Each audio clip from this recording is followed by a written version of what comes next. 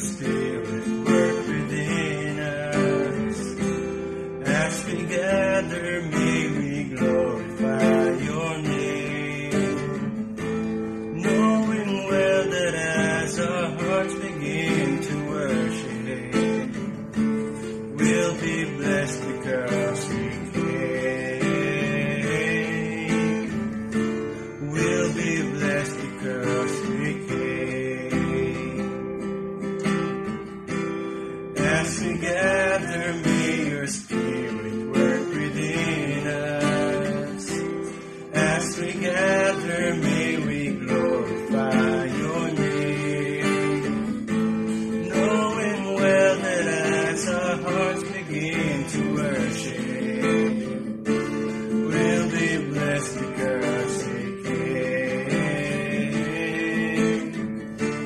We'll be blessed because we came.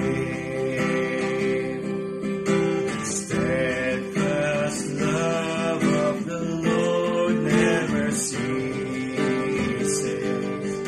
His mercies never come to an end.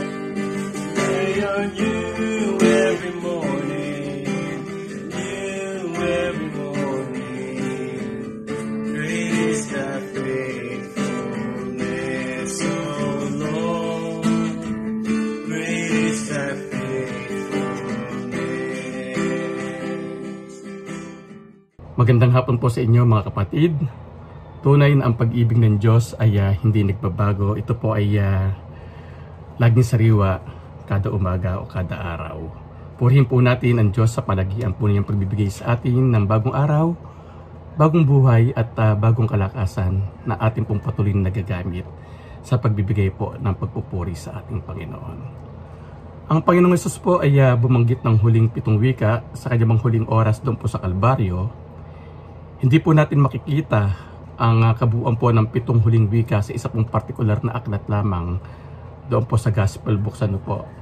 Naitala po ito sa magkakahiwalay na aklat ng Ebanghelyo at yung kanya pong mga winika ay makikita po natin na nandun po sa pagitan ng kanya pong pagkakapako doon sa krus hanggang po sa kanya pong huling hininga na nagpapakita ng kanyang pagiging tunay na Diyos at pagiging tunay na tao. We cannot conclude na ito po ay yung pong mismong pagkakasunod-sunod na mga kanya pong winika doon sa krus. Ngunit ang makikita po natin dito ay kaya po ito na isulat ay binigyan po ito ng pagpapahalaga ng mga taong nakasaksi doon po sa time na yon at dapat nararapat lamang din po na ito po ay binibigyan po natin ng pagpapahalaga sa kasalukuyan po nating kapanahunan.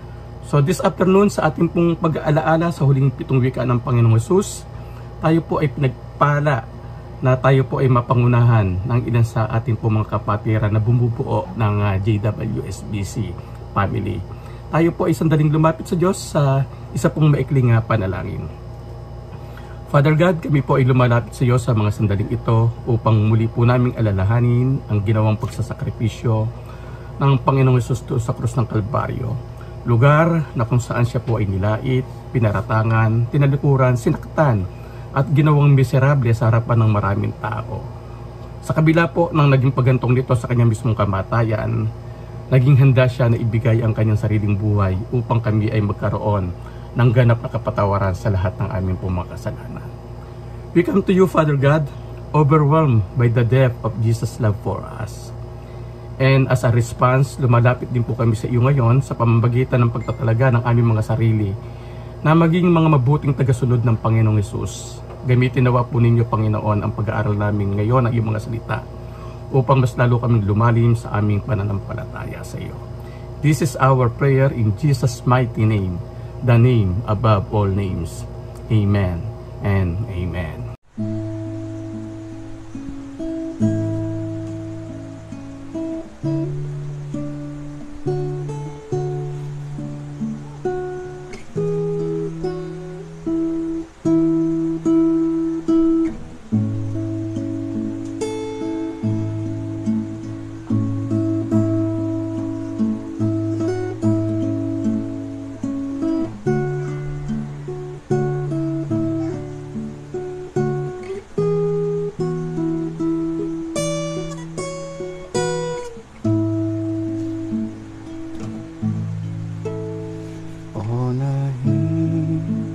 far away stood an old ragged cross, the emblem of suffering and shame. And I love that old cross where the dearest and blessed for a word of loss sinner was slain. So I'll cherish the old ragged cross till my trophies at last I lay down. I will cling to the old ragged cross and exchange it someday for a cross.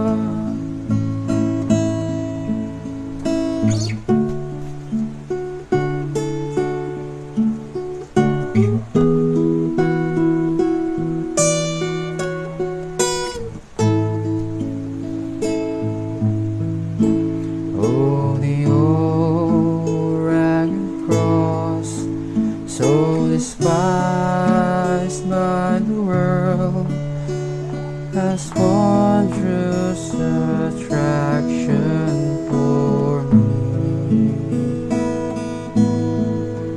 For the dear Lamb of God left his holy love to beat it to dark Calvary.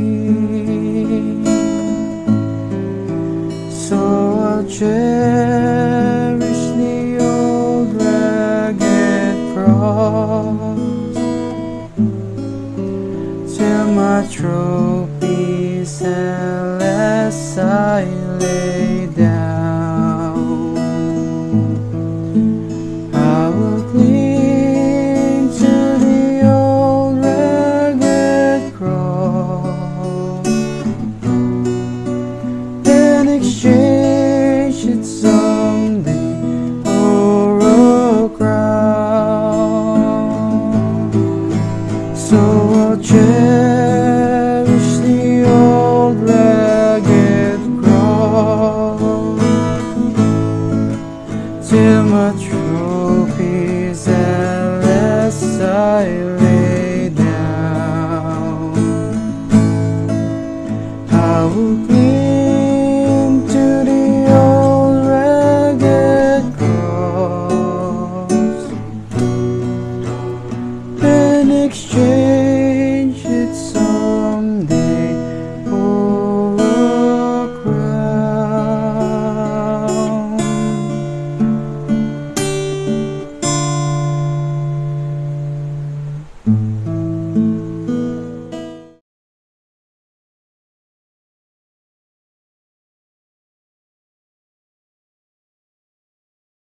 Magandang hapon po sa ating lahat at sana po ay nasa maayos na sitwasyon po tayo ngayon amidst nitong COVID na na-experience po natin. Alam po natin na ang Lord ay sovereign at siya ay kumikilos sa ating pong harapan ngayon po. Hindi man natin nakikita, alam po natin na merong reason, merong dahilan ng Panginoon sa nangyayari po natin sa atin.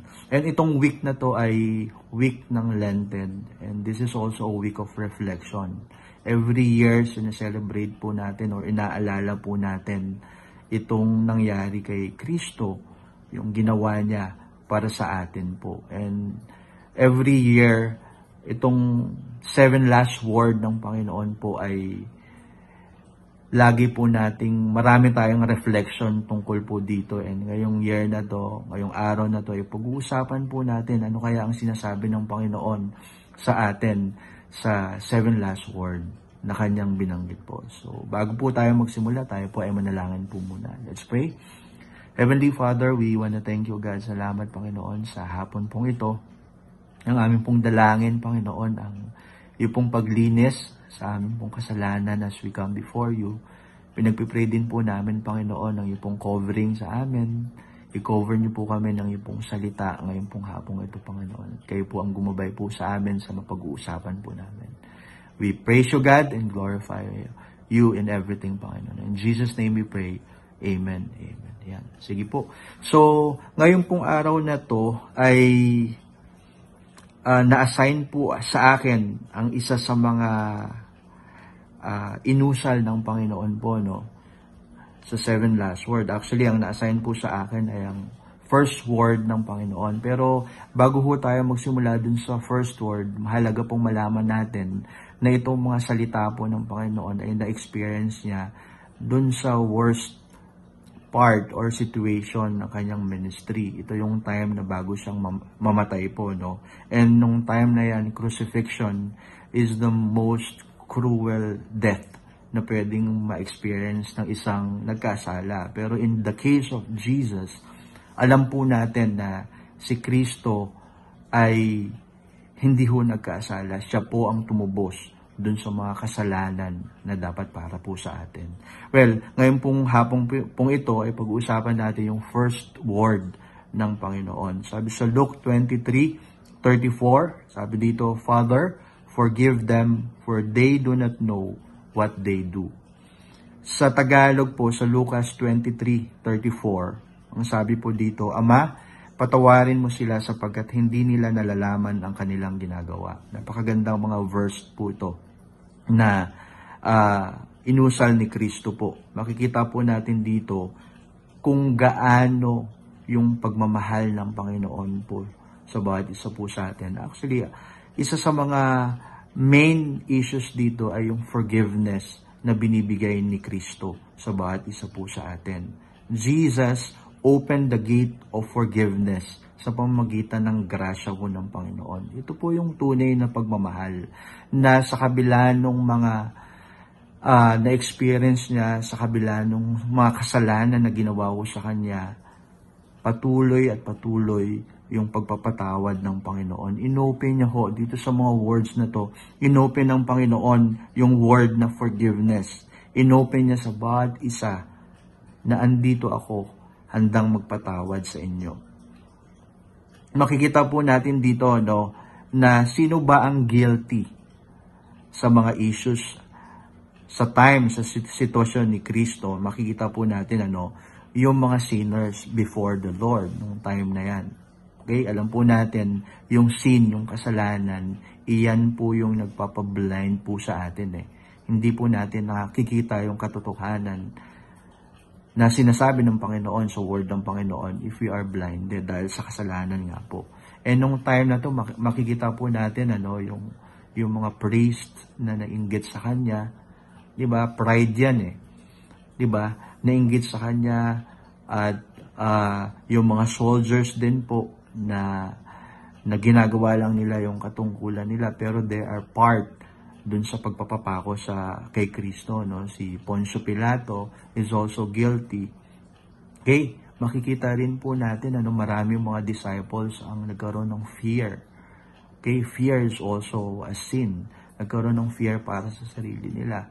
'Di ba? Parang na-challenge yung kanilang relationship sa Panginoon. Peter is also guilty sapagkat nung time na yan, binitray niya ang Panginoon. Everyone is guilty. And ngayon, nag-extend yung kasalanan na yan. Nag-extend sa bawat isa po sa atin. Every day, we sin before the Lord. Nagkakasala po tayo sa Panginoon. Pero brothers and sisters, this is the good news that Jesus forgives. Ang kailangan lang po natin gawin ay lumapit po sa Panginoon. Yung sitwasyon po natin ngayon is challenge ng maraming mga bagay. At challenge po tayo na dun sa pagkakasala sa Panginoon, na huwag magkasala sa Panginoon, especially yung sitwasyon natin sa COVID ngayon, nung nag-start yung COVID. Marami po sa atin ang nagkaroon ng takot, ng fear.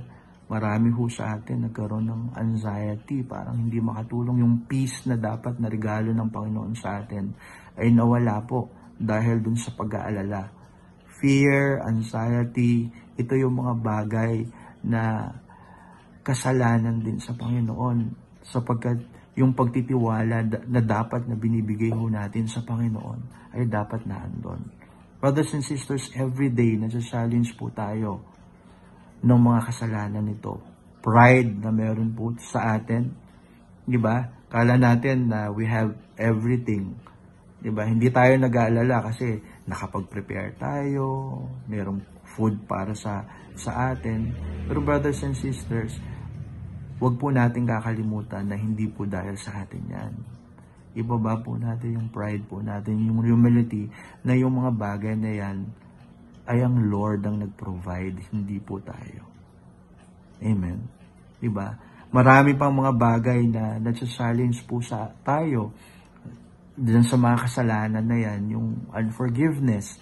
Baka may mga sitwasyon pa po sa buhay po natin na hindi pa po natin napapakawalan, yung mga unforgiveness na meron po tayo, yung pride na meron po tayo sa buhay po natin. Diba? Yung pagmamahal sa money.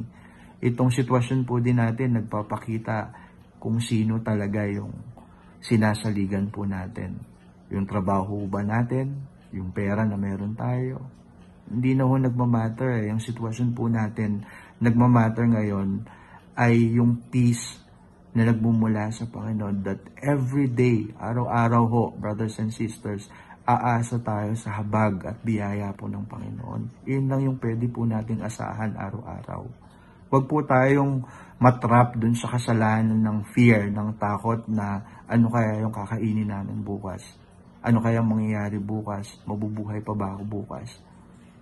We are challenged of this. Itong mga simple na kala natin simple sins, pero these are things na ayaw ho ng Panginoon. Brothers and sisters, itong word na to about forgiveness, Jesus inopen ng Panginoon yung pagpapatawad sa bawat isa po sa atin. Ang kailangan lang po natin gawin ay lumapit sa Panginoon. Idulog po yung sarili po natin. Aminin po natin na, Lord, I have sinned before you. Nagkasala po ako sa inyo at humihingi po ako ng tawad sa inyo. And brothers and sisters, kung wala ka pang personal na relationship sa Panginoon, lalo na this is the best time to come before the Lord and sabihin na, Lord, forgive me. And kung matagal mo na rin kakilala ang Panginoon, this is the best time also to say to the Lord na, Lord, maraming bagay na nagawa pa rin pala at nagagawa ko na kailangan humingi ko ng tawad sa inyo. Brothers and sisters, yung word ng Panginoon sa first word na, Father, forgive them. Tayo yun, brothers and sisters. Kailangan lang natin humingi ng tawad sa Panginoon, and Jesus binuksan ng Panginoon yung gate ng forgiveness. Sabi sa 1 John 1:9, if you confess your sin before the Lord, He is just to forgive you and to cleanse you from all your sins. This is the best time. Now is the best time to come before the Lord and ask for forgiveness. Before we end, brothers and sisters, let me invite you to a simple prayer. Tayo po ay manalangin. Alalahanin po natin na the Lord is with us. Itong time na to, alalahanin po natin na the Lord forgives. Kailangan po lang natin lumapit sa Panginoon at idulog yung mga kasalanan po natin sa Panginoon. Let's come before our God and ask the Lord for forgiveness. Hindi lang sa atin, pati sa ating bansa. Let's come before our God, and this is the time to ask for forgiveness sa Panginoon for everything na nagawa po natin sa Panginoon. Let's come before our God in prayer po. Let's pray. Heavenly Father, we want to thank you, God. Salamat, Panginoon, for reminding us, Panginoon, of your forgiveness, God. Salamat, Panginoon, sa katotohanan, Panginoon, na naka-open yung pagpapatawad niyo po sa amin, Panginoon. Ang kailangan lang po namin gawin ay lumapit po sa inyo. At ngayon pong hapon, Panginoon, we ask for your forgiveness, God. We ask for your forgiveness sa kasalanan ng pride, ng unforgiveness, God. Sa kasalanan po namin bilang isang individual, bilang isang Kristiyano, bilang isang bansa, Panginoon. We ask for your forgiveness, God. And we come before you, God, And we know that you are our sovereign God, Panginoon. And nilalapit din po namin ng aming pong bansa, Panginoon. We know, God, na you are forgiving God. And we come before you and asking for your forgiveness, oh God. Lord, we entrust to you everything because you are our sovereign God. We want to thank you for that forgiveness, God, for the peace, for the hope, God, that you give to us, Panginoon. We worship you, God. We glorify your name, Panginoon. Everything we pray in Jesus' name. Amen. Amen.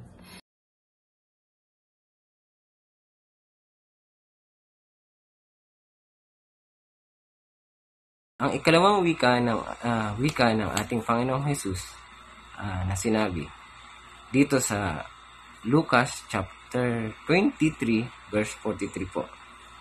Buksan po natin sa Lucas chapter 23 verse 43. Sama na rin po natin yung 39 hanggang 43 po.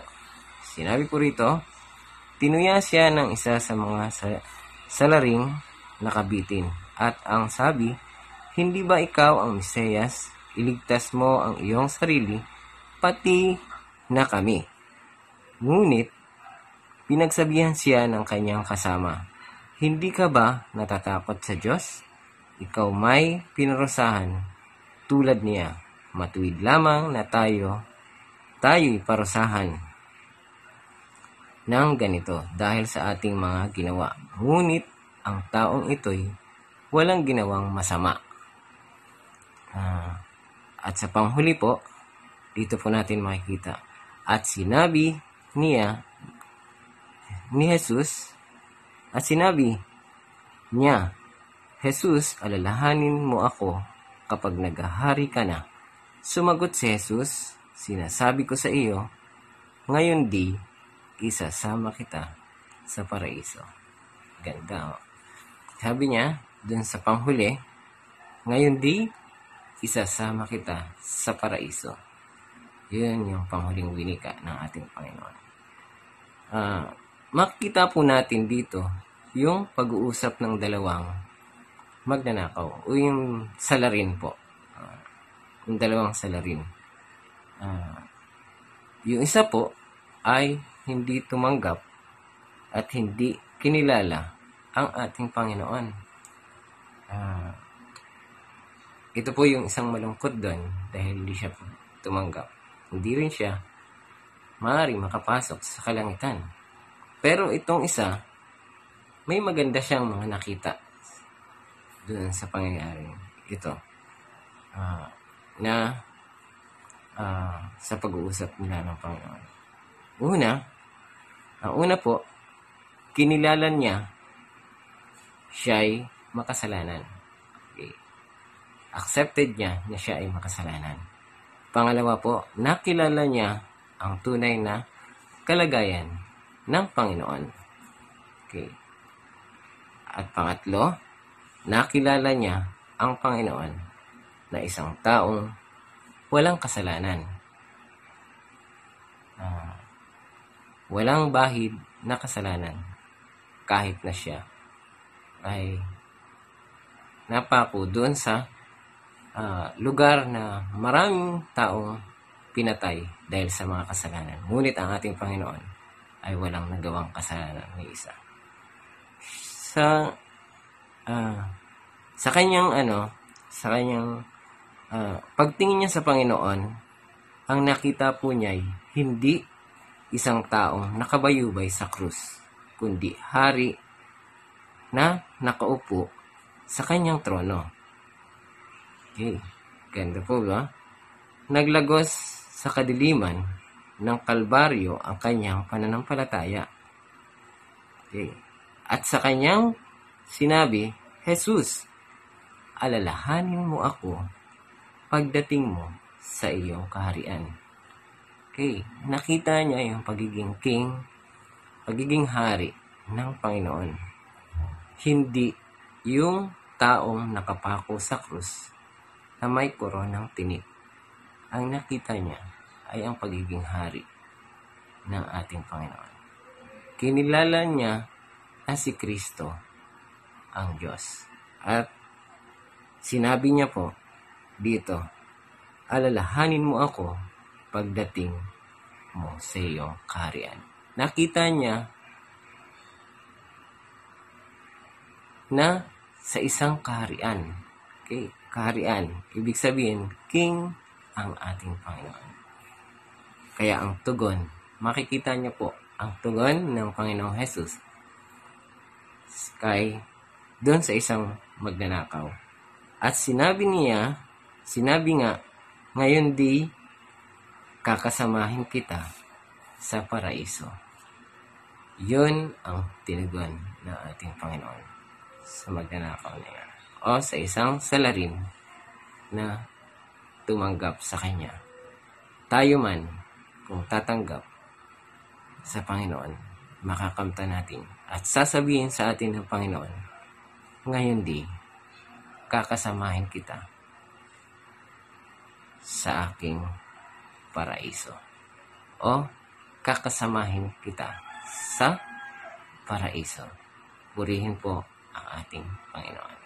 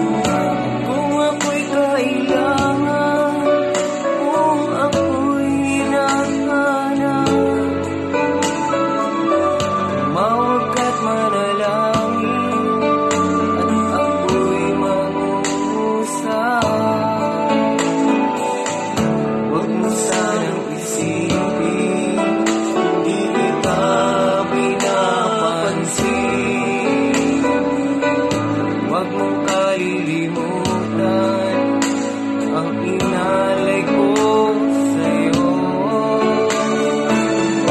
Kahit ang aking buhay ay aking inihain,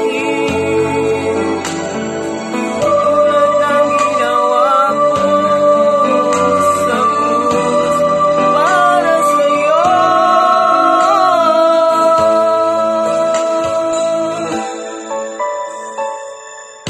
Huwag mo sanang isipin hindi kita minamahal. Ang katotohanan ay minamahal.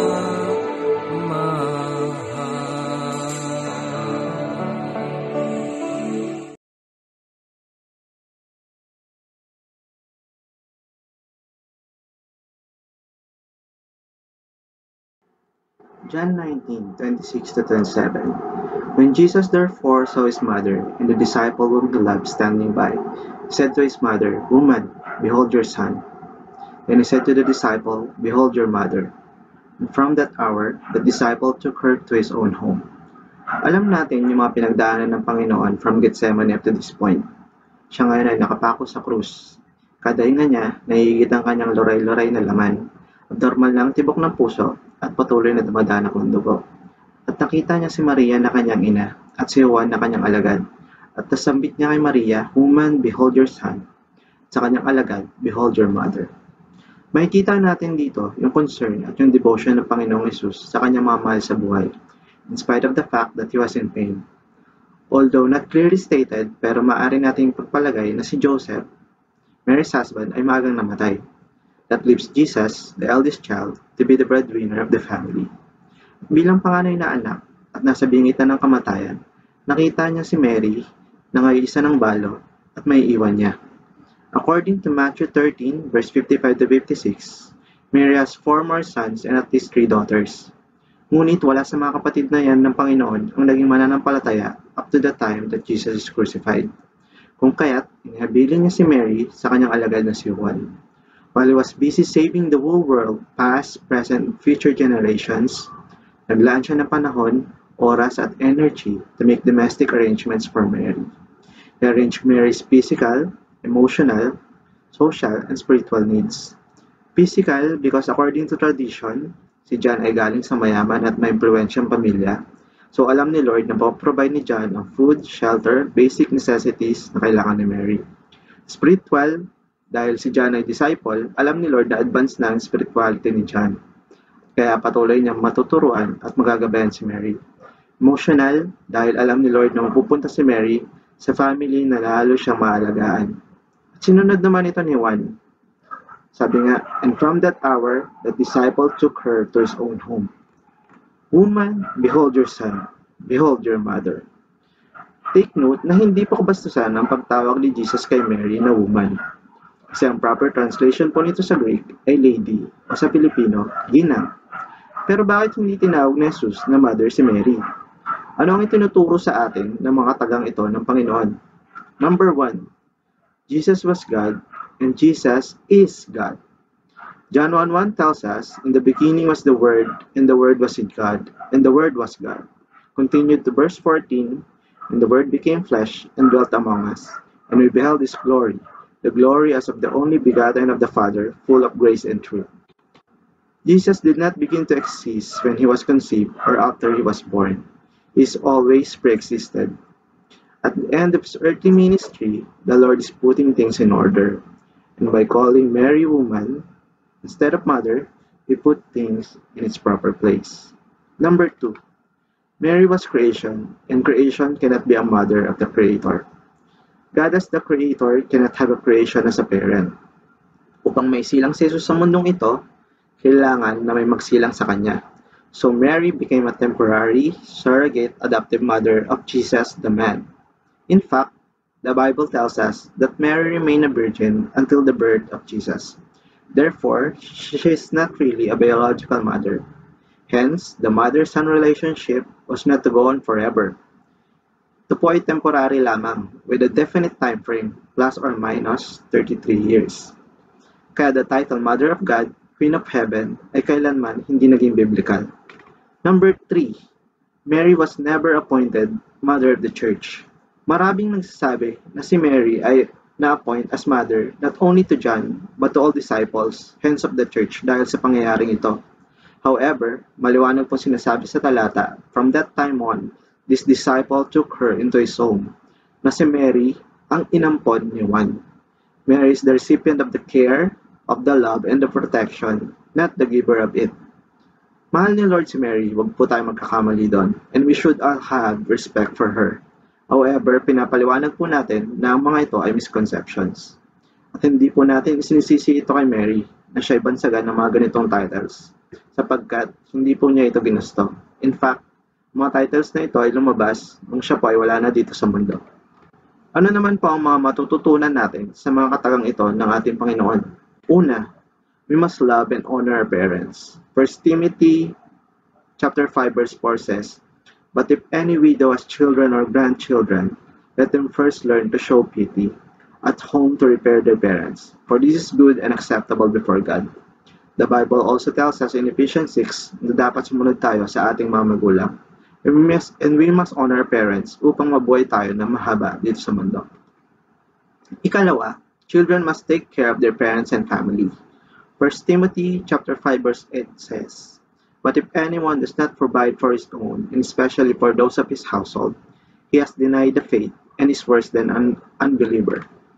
Children should and must take care of their parents and family, even if the children are suffering, even if the children are poor and needy, even if they are busy and preoccupied with work, family, and other activities, and even if they are preoccupied with their ministry. Minsan, nagagamit pa natin yung ating ministry para hindi tayo makapag-serve sa ating mga pamilya, sa ating mga magulang. And minsan sinasabi natin, saan na tayo tutulong kapag nakaluwag-luwag na tayo? Huwag na po nating hintayin yun. Kung ano po yung kaya natin gawin ngayon at kaya natin ibigay, ibigay na natin bago pa mahuli ang lahat. Our family is our ministry. Matuto po tayo sa halimbawa ni Jesus, the author and the perfecter of our faith. He was in pain, he was in agony, he was at the point of death, and yet he was giving and loving at the same time. In conclusion, the heart of the message is Christ's devotion to his loved ones. Hindi po natin wish na ibaba si Mary. Let's all call her blessed, but God and God alone deserve our worship, and God does not have a human parent. Ang Diyos ang manlilikha ng lahat ng bagay at ng lahat ng tao, kaya maliit to call any human being Mother of God.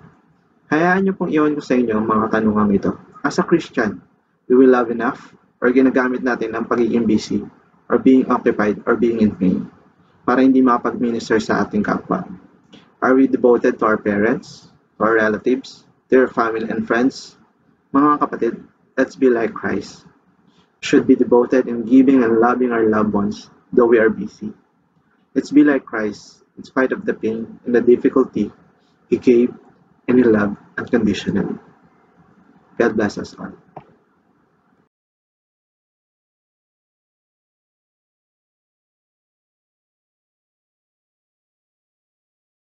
Magandang araw po, ako po si Ray. I hope that nasa mabuti po tayong kalagayan sa mga bahay po natin. And I believe that God will never leave us nor forsake us, especially sa mga oras na ito. Basta magtiwala lang po tayo at yung puso po natin ay ibigay po natin sa ating Panginoon. At dahil po Holy Week, marami po ang tumatalakay sa 7 last words. Ngayon po, gusto ko lamang pong i-share sa inyo ang isa po sa 4 na sinabi ng ating Panginoon doon po sa krus ng Kalbaryo.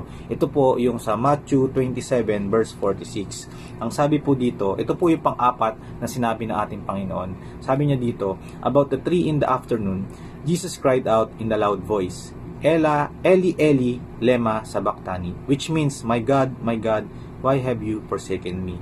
Ito pong verse na ito, meron lamang po akong 4 na puntos na gusto kong i-share sa inyo na natutunan ko po. Number 1 po, it is okay to cry out to God and ask questions. Alam naman po natin na God, Jesus is the most powerful. God owns everything. Alam niya po ang lahat. Alam niya alam niya po yung future natin, alam niya po kung anong pong iniisip natin. Bakit niya po sinabi itong statement na ito? Pinapakita lamang po dito ng Panginoon yung moment of weakness niya para po makarelate po tayo sa kanya bilang isang tao. Then minsan po sa buhay po natin nakakaramdam po tayo ng abandonment, nakakaramdam po tayo na nare-reject po tayo ng Panginoon. Oftentimes din po sa Christian world po, tinuruan po tayo na kapag may nangyayari po sa ating mga sakuna, kalamidad, or mga dilubyo sa ating mga buhay, tinuruan po tayo na tumahimik na lang at wag natin pong questionin ang Panginoon. But dito po sa verse nito, natutunan ko po na it is okay to question God, and it is okay to cry out to God. Ito po yung itinuturo sa atin ng ating Panginoon. And then number 2 po, sometimes God is silent in our lives no matter how much we cry out to Him. Marami pa po tayong questions. Lord, bakit po nangyari to? Lord, bakit po biglang lumabas po tong coronavirus na ito? Lord, bakit po ang ganda na po ng trabaho ko sana? Bakit bigla naman nagkaroon ng lockdown? Lord, saan po kami kukuha ng kakanin namin? Lord, paano po kami mabubuhay? Marami pong question. Pero po, minsan po, yung mga katanungan po natin sa Panginoon, hindi po ito sinasagot ng Panginoon. Nananatili lamang po siyang tahimik. Alam niyo po kung bakit? Minsan po, tinuturuan po tayo ng Panginoon na matutunan ang mga bagay sa proseso. Sa pagdaan ng bawat proseso at bawat purpose niya na binibigay niya sa atin at mga sitwasyon sa buhay natin, doon unti-unti sinasagot niya yung mga katanungan natin. At minsan akala natin hindi, tahimik lang ang Panginoon, but ngunit hindi. Doon po natin malalaman in the process po. And then number 3 po, God is present even in the silence. Yun po yung tinutukoy ko na ang Panginoon po ay nagbibigay pa rin po sa atin ng pag-asa. Even though hindi natin nakikita ang Panginoon, even though hindi po natin naririnig ng mga tenga natin yung kasagutan po ng Panginoon, pero po magtiwala po kayo that ang Panginoon po ay nariyan lamang po sa tabi natin at hindi po siya nawawala at hindi po niya tayo pababayaan. In times of gantong troubles, hindi po niya tayo pababayaan. At ang Lord lamang ay oversee sa atin lahat. Hindi niya tayo kailanman pwedeng pabayaan. Yun po ang panghawakan po natin. And then lastly po, number 4, Jesus can relate to our pain and is currently interceding to the Father for us. Ito po yung napakamagandang nangyari. Dahil po ang Panginoong Diyos ay nagkataong tao sa pamamagitan po ni Jesus Christ. At naramdaman niya po itong pain sa krus ng Kalbaryo. Ito po yung best example na makarelate po tayo sa Kanya.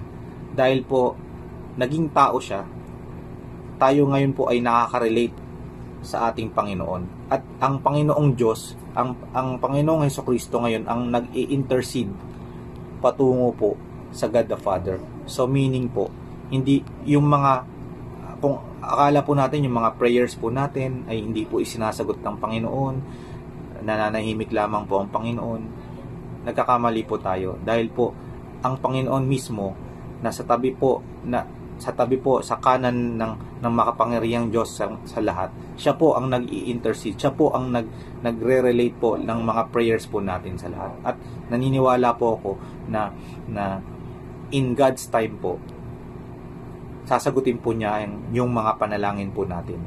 At naniniwala po ako na hindi po tayo pababayaan ng Panginoon sa panahon na ito. Maraming salamat po.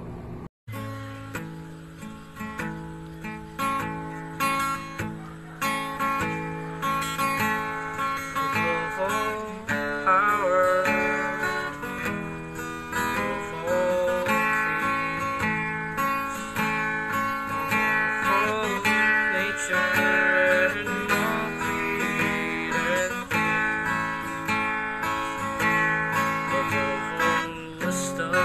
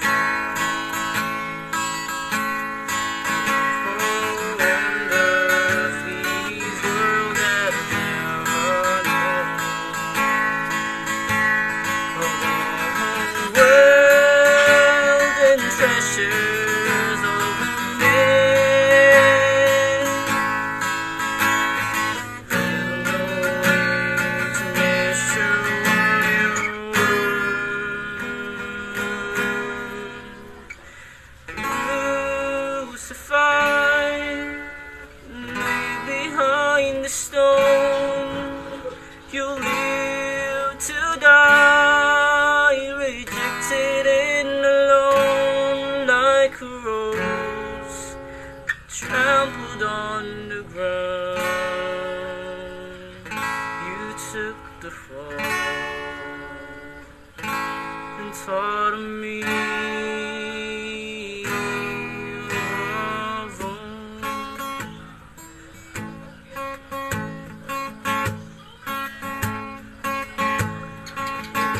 all powers of all kings, for nature and these all created things, of all wisdom and all the ways of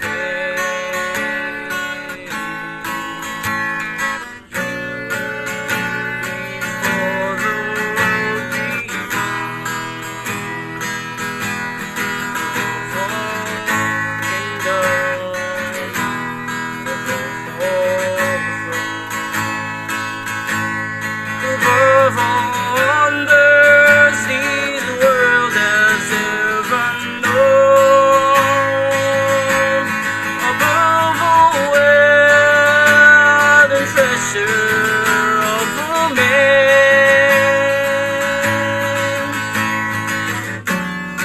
There's no way to measure what you are.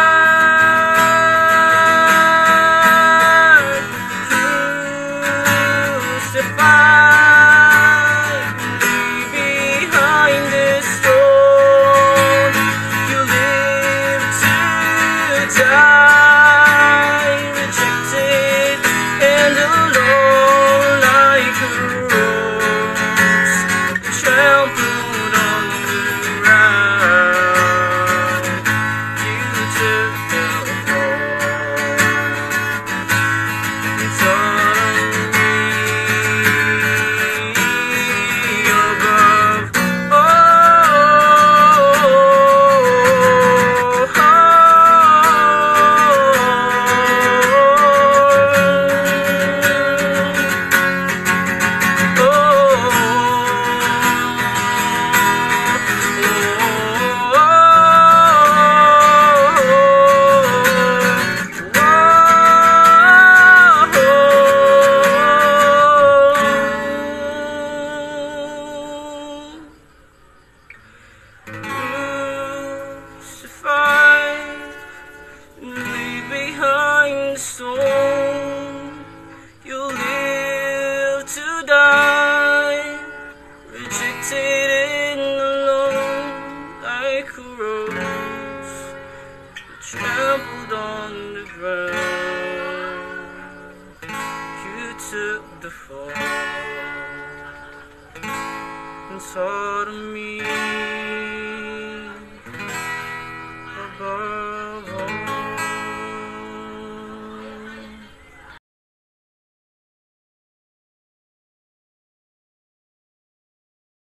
Magandang hapon po sa ating lahat. Purihin natin ang Panginoon at ako'y nagpapasalamat at nagpupuri sa Kanya sa patuloy na pag-iingat niya sa akin at sa aking buong pamilya. At ang aking panalangin sa bawat isa ay patuloy niyang ingatan at alagaan, protektahan at puspusan ng Kanyang kapayapaan at pagmamahal sa bawat isa po sa atin. At sa oras pong ito ay tayo naman po ay dadako sa isa sa mga winika ng Panginoon bago po siya mabawian ng buhay. At ang kanyang winika ay nauuhaw ako. Ito po ang pandimang winika na kanyang binanggit. At ito ay mababasa po natin sa 1 chapter 19 verse 28. At ang sabi po, pagkatapos nito, alam na ni Jesus na naganap na ang lahat ng bagay. At bilang katuparan sa kasulatan, ay sinabi niya, nauuhaw ako. Sa talatang ito, ipinahayag ng Panginoong Jesus ang matinding pagkauhaw na kanyang naramdaman. Sa pagkakataong iyon bilang ganap na tao o 100% human. siya ay nakaramdam ng matinding pisikal na pagkauhaw. Maaaring dulot ito ng mainit, pagod, hirap na dinanas niya ng mga sandaling iyon. Nauuhaw ako. Ito ang mariing na daing ng Panginoong Hesus. Ngunit bilang tunay na Diyos, bakit hindi niya ipinamalas ang isang himala para matighaw ang kanyang uhaw na nararamdaman? Maaari niyang paulanin para mabilis siya makainom ng tubig, pamalas ang kanyang kapangyarihan sa mga sandaling iyon. At bilang ganap na Diyos, sa pagsasabi ng Panginoong Hesus na siya ay nauuhaw, nais niya tayong makita natin siya bilang siya at bilang kung sino ba talaga siya. Ayon sa unang Juan chapter 4 verse 16, ang sabi po, ang Panginoong Hesus mismo ay Diyos at siya mismo ay pag-ibig ng Diyos. Ngunit paano nga ba tumutugon ang mga tao sa pag-ibig ng Diyos? Ang sino mang nagnanais matuto magmahal ng tunay ay dapat tumulad sa Panginoong Hesukristo at dapat magsabi at dapat makaranas ng pagkauhaw. Uhaw sa salita ng Panginoon. Maaring magbigay katinghawan sa pamagitan ng palagiang pagbabasa ng Biblia. Ang liham ng pag-ibig ng Diyos para sa lahat ng tao at para sa lahat ng panahon. Uhaw sa pag-ibig ng Diyos na binibigay niya ng pagkatighaw doon na mismo sa pagsasakripisyo niya sa krus ng Kalbaryo upang tayo ay mahango sa tiyak na kapahamakan. Pwede rin sa uhaw sa pagtugon sa mga ipinagagawa ng Diyos sa ating lahat. Maaari sa lahat ng sitwasyon at pagkakataon. Katulad sa mga panahong ito na may malaki tayong krisis na hinaharap. Paano nga ba tayo tumutugon sa anumang ipinagagawa ng Panginoon sa atin? Bilang Diyos, ang Panginoong Hesus ay maaaring nauuhaw pa rin hanggang sa ngayon dahil sa mga negatibong tugon na ginagawa ng mga tao sa mga hindi mananampalataya. Ang Panginoong Hesus ay nauuhaw sa pagtanggap sa Kanya. Siya ay nauuhaw sa ginagawang patuloy na pagtatakwil sa Kanya at bilang sariling Diyos at Panginoon ng kanilang buhay. At sa ating mananampalataya, maaaring nagiging dahilan din tayo ng kanyang pagkauhaw dahil hindi lang sa panahong ito tayo tumatawag sa Kanya at lumalapit sa Kanya.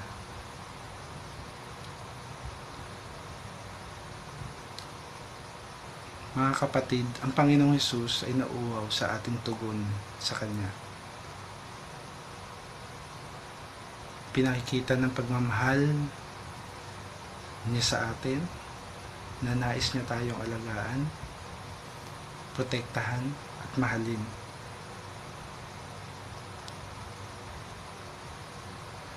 Pagpapakita ng pagkauhaw na magtitighaw lamang sa patuloy na paglapit at pagsunod natin sa Kanya. Hindi lamang sa panahon ito na Holy Week o may pandemic na tayong nararanasan. Ang ibig ng Diyos kada oras, kada araw tayo ay lumalapit dapat sa Kanya. Ayun ang nais ng Diyos para maibsan at matinghaw ang uhaw na Kanyang nararamdaman. Ito po ang aking refleksyon. Magandang hapon po. Purihin natin ang Panginoon.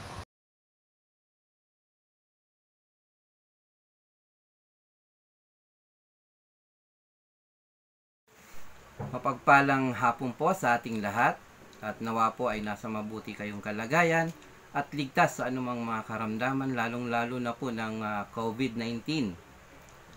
At sa ating pong pagninilay-nilay ng mga huling sinabi ng ating Panginoong Hesukristo habang siya ay nakabayubay sa krus, tayo po ay nasa pang-anim na huling sinabi ng ating Panginoong Hesus. At ito ay matatagpuan sa Aklat ni Juan, Kabanata 11, talatang 30. Nang masipsip ni Jesus ang alak, sinabi niya, "Tapos na." Iniyuko niya ang kanyang ulo at nalagot ang kanyang hininga. Sa NIV po, when he had received the drink, Jesus said, "It is finished." With that, he bowed his head and gave up his spirit.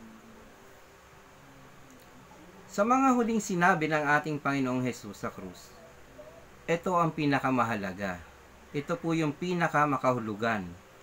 At matatagpuan lamang ito sa aklat ni Apostol Juan. Yung salitang "it is finished" po, sa salitang Griego, ito po ay tetelestai. Ito po ay isang accounting term na ibig sabihin ay paid in full. Nang sinabi ito ng ating Panginoong Hesus, idinideklara niya na ang pagkakautang sa kanyang Ama ay bayad na. It was wiped away completely and forever. Magpasawalang hanggan. Pero hindi po ibig sabihin nito na may pagkakautang ang ating Panginoong Hesus sa Ama or sa Diyos. Kung hindi binayaran ng ating Panginoong Hesukristo ang pagkakautang ng sangkatauhan sa Diyos. Ano pong pagkakautang ito? Ito po ay ang pagkakautang na kasalanan. Matatandaan natin na bago hinuli ang ating Panginoong Hesus ng mga sundalong Romano, siya ay nanalangin doon sa Gethsemane at yun po ang kanyang huling public prayer na sana, dalangin niya na sana ay malampasan niya or hindi yun nawa mangyari yung paghihirap na mararanasan niya itong mga susunod na oras. Ngunit ang sabi niya nga ay hindi po ang kanyang kalooban ang kailangang masundod, kundi ang kalooban ng kanyang Ama. At sinabi niya rin na siya ay luwalhatiin ng Ama kung paanong niluluwalhati niya rin ang kanyang Ama. Sapagkat sinabi po sa Aklat ni Juan, Kabanata 17, talatang 4, sinabi niya na, "Inihayag ko dito sa lupa ang iyong kaluwalhatian. Natapos ko na ang pinapagawa mo sa akin." Ano po ba itong mga pinapagawa sa kanya ng Ama? Sa Luke 19 verse 10, ang sabi po, "Ang anak ng tao ay naparito upang hanapin at iligtas ang naligaw." Ang anak ng tao ay narito upang hanapin at iligtas ang naligaw. Pangalawa, is to provide atonement para sa kasalanan ng lahat ng mananampalataya sa Kanya. Sabi po sa Roma, Kabanata 3, talatang 23 hanggang 25, sapagkat ang lahat ay nagkasala at walang sino mang nakaabot sa kaluwalhatian ng Diyos. Ngunit dahil sa kanyang kagandahang loob na walang bayad niyang ibinigay, sila ay itinuring na matuwid sa pamamagitan ni Kristo Jesus na siyang nagpapalaya sa kanila. Siya ang inialay ng Diyos bilang handog upang sa pamamagitan ng kanyang dugo ay mapatawad ang kasalanan ng lahat ng sumasampalataya sa kanya. Number 3, to reconcile sinful men to a holy God. Sabi po sa pangalawang Korinto 5, chapter 5, verses 18 to 19,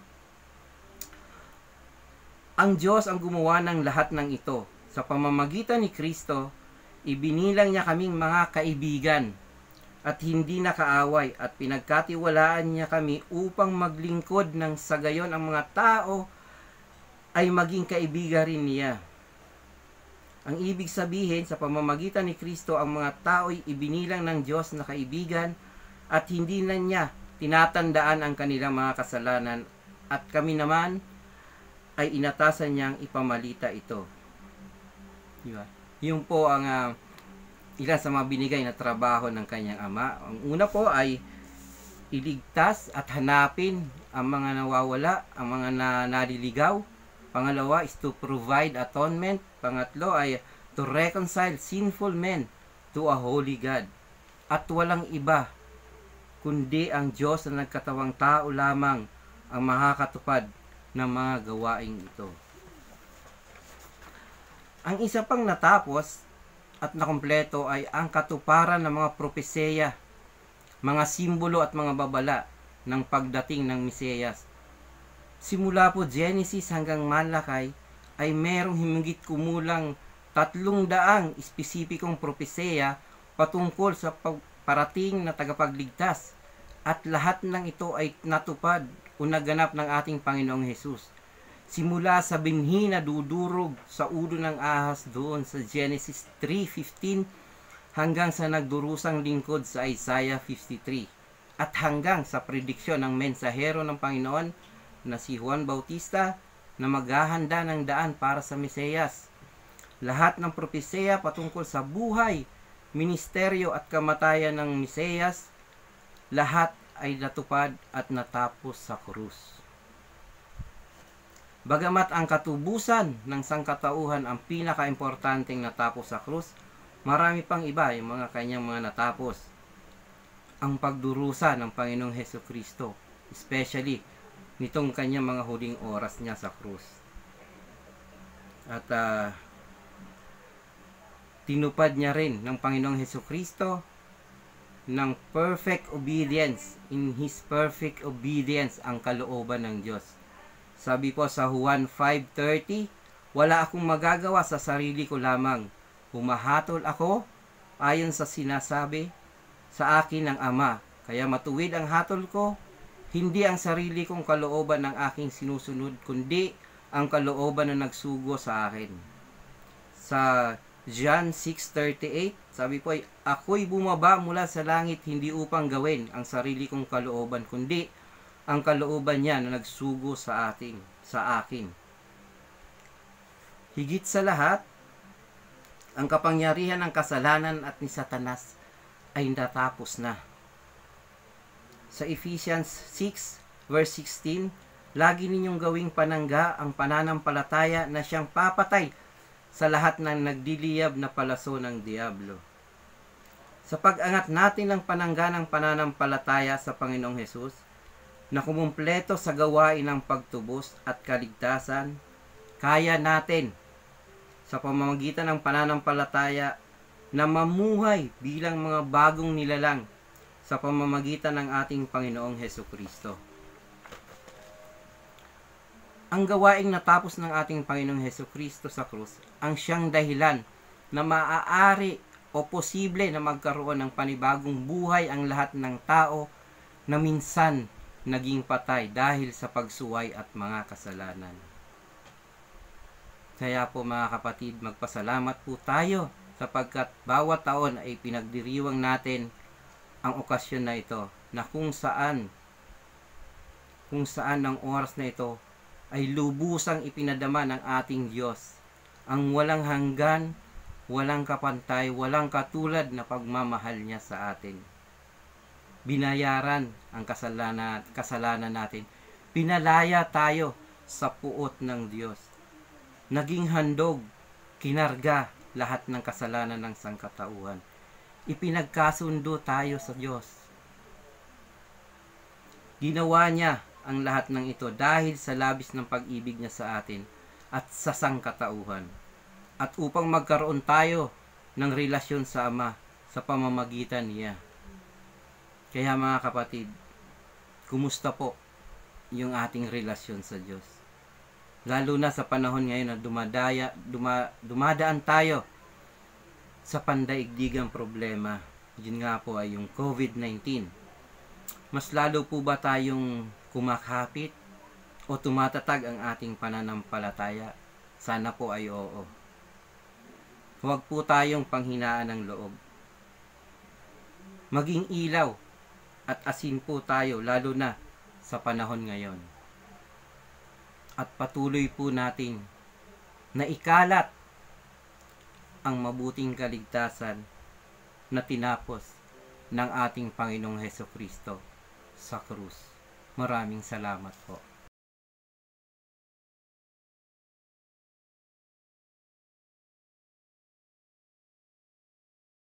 Ang ikapitong wika ng Panginoong Hesukristo ay nagsasabi, Ama, sa mga kamay mo'y pinagtatagubilin ko ang aking espiritu. At ito po ay ating mababasa sa aklat ng Lucas, Kabanata 23, mga talatang 46. Dito po sa ikapito at pinakahulling wika ay makikita natin ang willingness ng Panginoong Yesus na ihandog ang kanyang espiritu sa kamay ng Diyos Ama.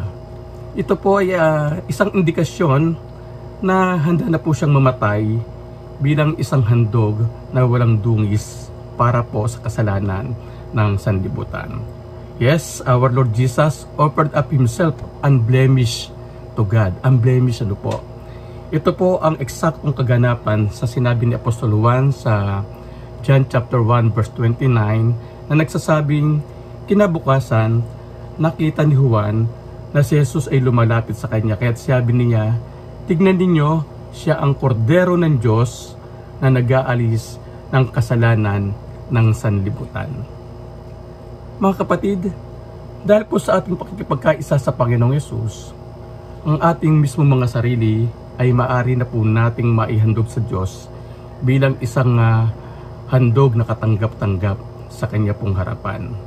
Ayon nga po sa Aklat ng Roma, Kabanata 12, talatang 1, kaya nga, mga kapatid, alang-alang sa masaganang habag sa inyo ng Diyos, ako'y namamanik sa inyo, ialay ninyo ang inyong sarili bilang handog na buhay, banal at kalugod-lugod sa Kanya. Ito ang karapat-dapat na pagsamba ninyo sa Diyos. Paano po natin ito magagawa? Siyempre, given na po yung dahil nga po sa pagkaka-cover up ng dugo ni Kristo sa ating pong mga kasalanan, ano po, tayo po ay forgiven na sa ating pong mga naging pagkakamali sa harapan ng Panginoon. Ngunit habang tayo po ay nakikipamayan sa mundong ito, ang sabi po sa karuktong na talatang 2 ng Kabanata 12 pa rin po ng Aklat ng Roma, huwag kayong umayon sa takbo ng mundong ito, mag-iba na kayo at magbago ng isip upang mabatid ninyo ang kalooban ng Diyos, kung ano ang mabuti na kalulugod sa Kanya at talagang ganap. Again, ano po ang sabi po sa 7th word ng ating pong Panginoong Hesukristo doon po sa krus ng Kalbaryo, Ama, sa mga kamay mo'y pinagtatagubilin ko ang aking espiritu. Ito rin po ay isang pagpapakita ng total obedient o full surrender ng Panginoong Yesus sa kalooban ng ating pong Diyos Ama. Kapatid, may mga bagay pa ba sa iyong buhay ang hindi mo pa naisusuko sa Diyos? Mayroon ka pa bang mga heartaches, grievances? Is there a broken relationship in your life? Mayroon ka bang mga sariling pangarap na nagiging hadlang sa iyong ganap na pagsunod sa ating Diyos? Brothers and sisters, full surrender, together, let us glorify Jesus in all aspects of our lives. Sa pamamagitan po ng pagsusuko ng lahat ng bagay na nasa atin, nagiging hadlang sa ating pong ganap na pagsunod sa Panginoong Hesukristo. And to summarize the 7 last words of Jesus, ang sabi po sa first word, Ama, patawarin mo sila sapagkat hindi nila nalalaman ang kanilang ginagawa. Ito po ay salita ng pagpapatawad na handang ipagkaloob ng Panginoong Hesus para sa lahat. Isang uri ng pagmamahal na sadyang napakahirap tapatan. Hindi po kayang tapatan ni numan ano po.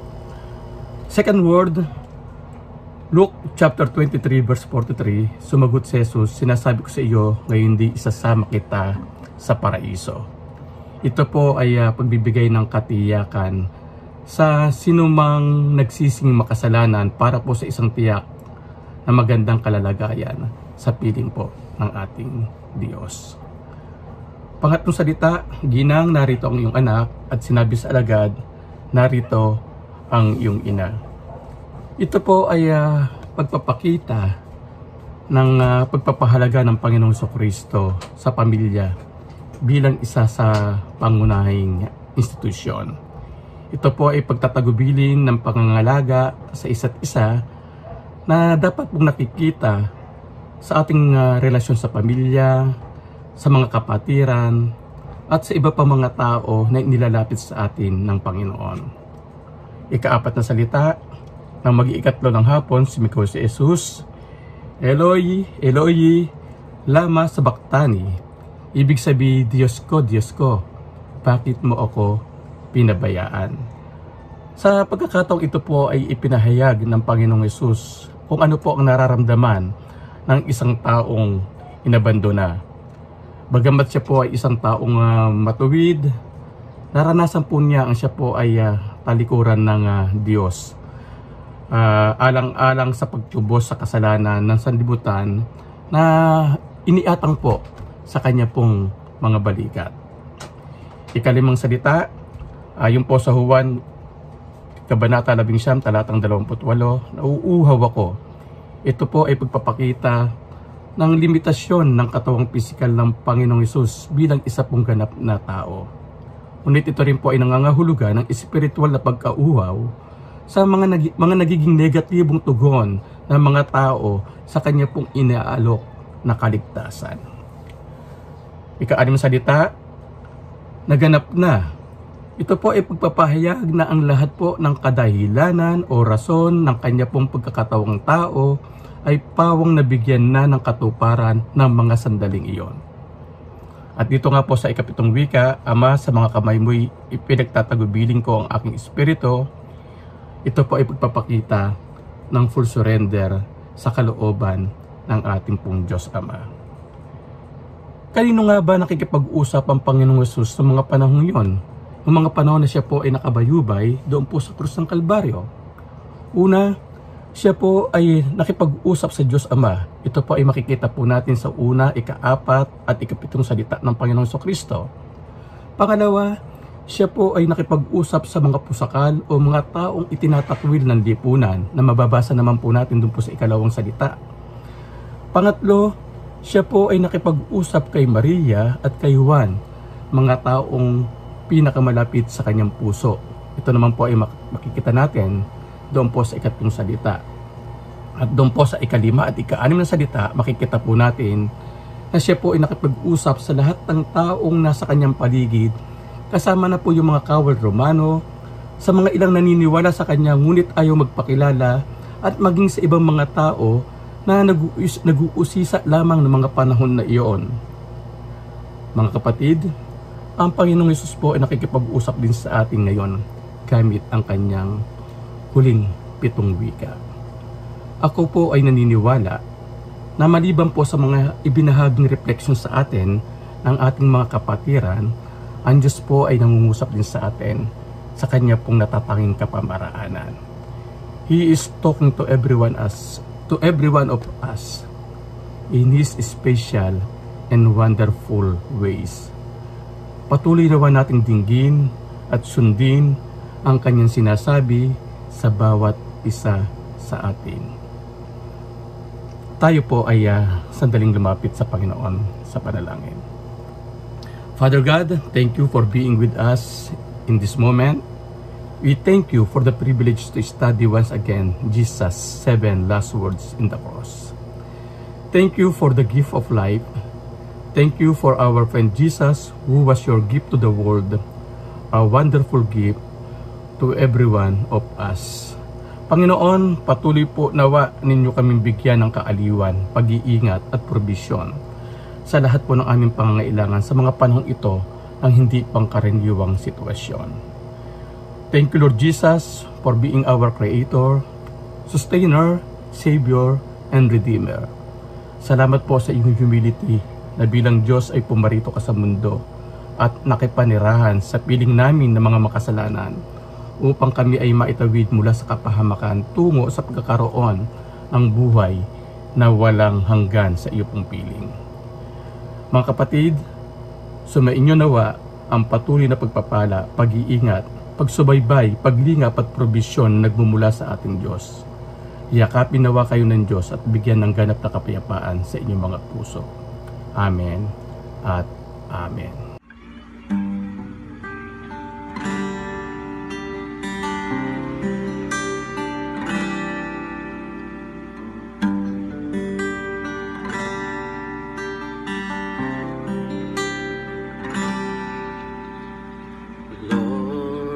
I stand in the midst of a multitude of those from every tribe and tongue.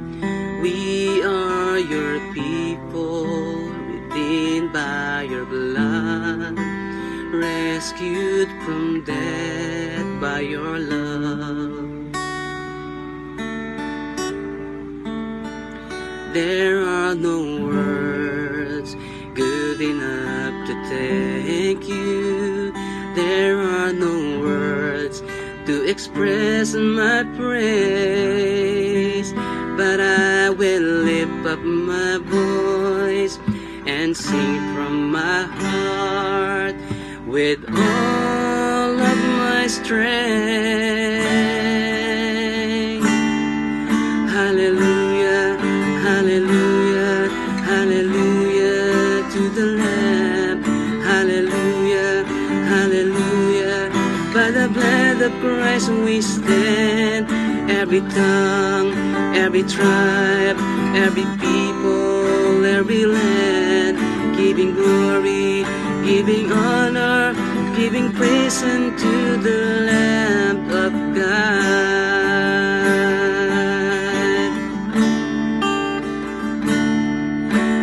Lord, we stand by grace in your presence, cleansed by the blood of the Lamb. We are your children, called by your name. Humbly we bow and we pray. Release your power to work in us and through us, till we are changed to be more like you. Then all the nations will see your glory revealed and worship you. Hallelujah, hallelujah, hallelujah to the Lamb. Hallelujah, hallelujah. By the blood of Christ we stand. Every tongue, every tribe, every people, every land, giving glory, giving honor, giving praise unto the Lamb of God. Every knee shall bow, every tongue confess that you are Lord of all. Hallelujah, hallelujah, hallelujah to the Lamb. Hallelujah, hallelujah. By the blood of Christ we stand. Every tongue, every tribe, every people, every land, giving glory, listen to the Lamb. Hallelujah, hallelujah, hallelujah to the Lamb. Hallelujah, hallelujah. By the blood of Christ